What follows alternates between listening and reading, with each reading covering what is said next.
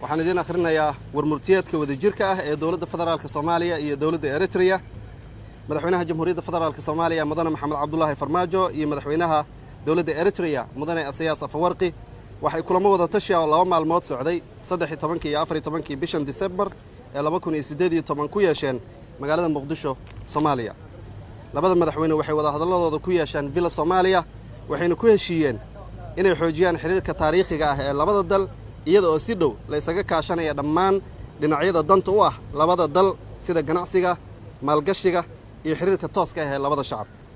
madaxweynayaashu waxay ka dhawaajiyeen sida ay uga go'an tahay in la dardargeliyo iskaashiga Geeska Afrika iyada oo xoogga la saarayo iskaashiga heer gobol ee dhinacyada horumarka horsocodka iyo barwaaqada. madaxweyne Isayaas waxa uu bogaadinayaa soo dhaweynayaa dadaalada dowladda federaalka Soomaaliya ee lagu dhisayo laguna tayeynayo hay'ado amni oo ay Soomaalidu leedahay kuwaas oo awood u leh in ay damaanad qaadaan nabadda iyo amniga dadka Soomaaliyeed ay astaahilaan iyaga oo si buuxda u garowsan baahida loo qabo in la helo hannaan lagula tacaalo halista casriga ah ee argagixisada iyo saboolnimada. labada madaxweyne waxa ay ku heshiiyeen inay sii wadaan abuuridda iskaashi xooggan oo dan u ah labada wadan iyo guud ahaan gobolka Geeska Afrika.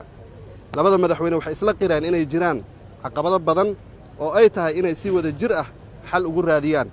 sidoo kale waxay ku heshiiyeen in ay mideeyaan taageeradooda iyo dadaalkooda wada jirka ah si loo xalliyo caqabadaha ay labada wadan si gaar ah iyo si guud ahaanba u wajahayaan.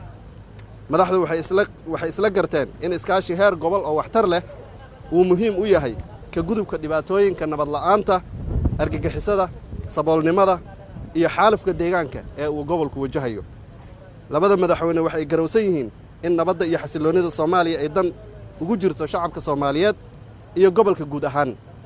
isku day kasta oo lagu carqaladeynayo dardarta ka socota gobolka waxay shaki la'aan curyaaminaysaa horumarka Soomaaliya ee ka sameynayso dhinacyada nabadda iyo dib u heshiisiinta.